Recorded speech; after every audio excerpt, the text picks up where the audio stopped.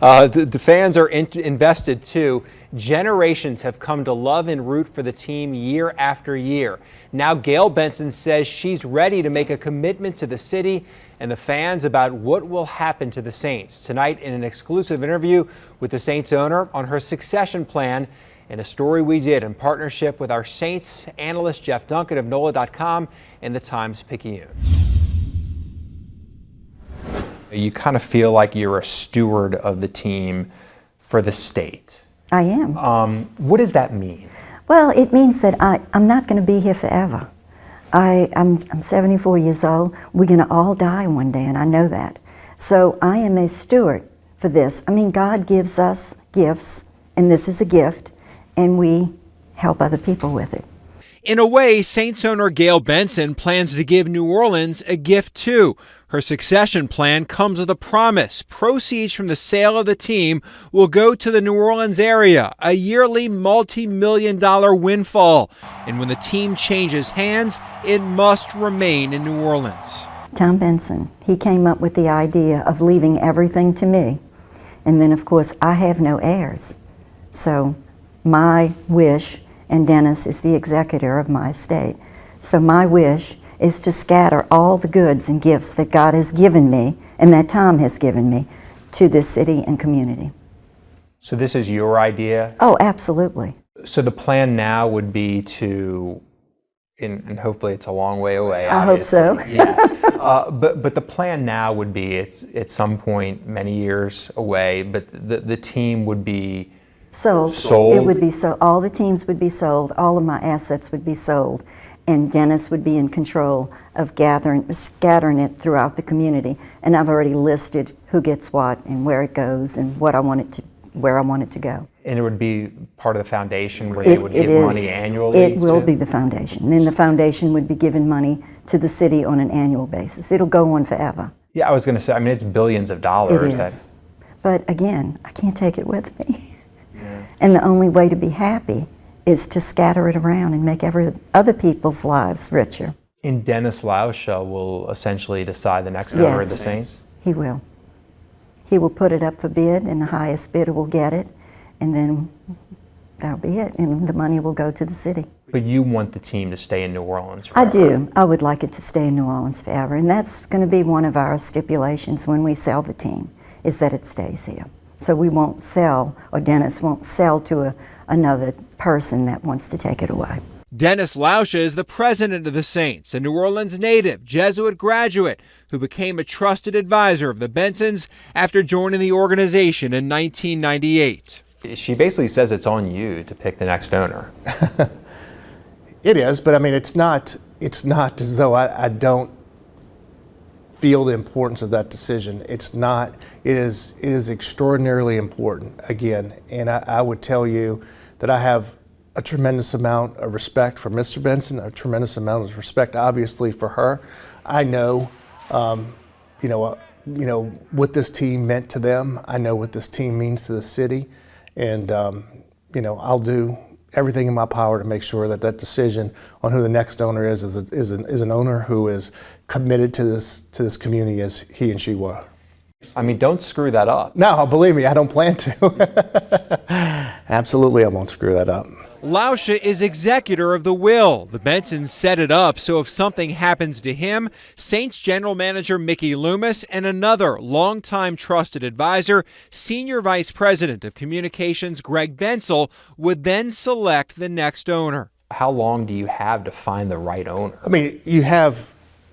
Look, I certainly don't want to play games here. The will of Mr. and Mrs. Benson was, at their death, find the right owner. But there is a period of time that exists.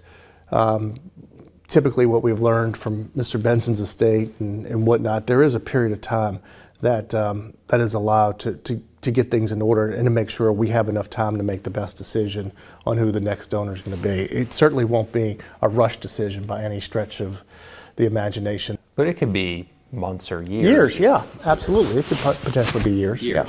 To make this clear, at some point a new owner will be chosen. The money from the sale will go to a foundation, with the proceeds donated to organizations across our area every year. Forbes values the Saints franchise at nearly $3 billion. Considering Benson's good health and the annual growth of NFL franchise value, Benson's endowment will likely produce tens of millions of dollars a year for the area. And you kind of made mention of this, but I mean that's an enormous amount of money that is going to be. You know, Dennis keeps saying that to me, and I'm like, okay, that's great, and I'm really blessed and very happy. But again, you can't take it with you. You can only have so many cars, so many houses, so many boats, and so many planes, and then giving away makes you happy. And so that's where my pleasure comes from, of having enough money to be able to give away. And when you feel that way, it was just logical to me. I mean, what else do you do with it? I wouldn't know. The money, the proceeds from that will go essentially to a foundation that. Yes, that's the plan, and that money is to be distributed and, as she likes to say, scattered throughout New Orleans and in the region, and on an annual basis. Yeah, on an annual basis, and we could do a tremendous amount of good. I mean, how much money are we talking about a year? Potentially, we could talk about billions of dollars. I mean, really, there's nothing like it, right? I mean, what other entity or person would be donating billions of dollars to the city to help, education, the poor, healthcare, arts and science? I mean, that's what she wants to do. That's the impact that she and Mr. Benson want to have for this community. And who decides every year where that money's going? Right now, we have a committee. We have a committee, a group of folks that work here, advisory committee that sits down with her, and that we continue. We expect that will continue. People apply for various grants. We talk about the grants. We talk about the impact. We talk about the goals. We talk about other various things about how it can help the community and who it's helping, and I expect that will continue. The Saints' current lease expires in 2025. The state and Saints continue to work on a new long-term deal that could lock the Saints up through 2035 and potentially longer, something strategically the Saints say they're pushing for to ensure the team remains in New Orleans. As you recall, in the NFL bylaws, I mean, if you have an agreement, if you have a lease agreement, you can't, or you're not supposed to, you can't, that's one of the ways that you can't relocate. So the longer I can get on our lease extension, we know at least for that period of time, there's no relocation possible. The NFL has endorsed this plan that will likely make the Gayle and Tom Benson Charitable Foundation the largest philanthropic organization in Louisiana, a saintly succession, building a lasting legacy. There's no armored car behind a hearse. It's just not there. I mean, you have to do something with the money. You can't take it with you. You can't burn it. So you scatter it, because they are gifts that God gave you throughout the community.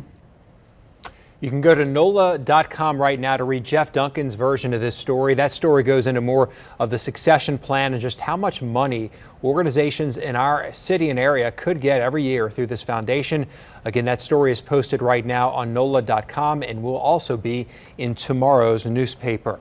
And tomorrow night in part 2 of our series, Gayle Benson with some strong comments on the future of the Pelicans and just how much they have been offered for the Pels and Saints. That's in part 2 of Succession tomorrow night on Fox 8 News at 10 and on NOLA.com, the Times-Picayune.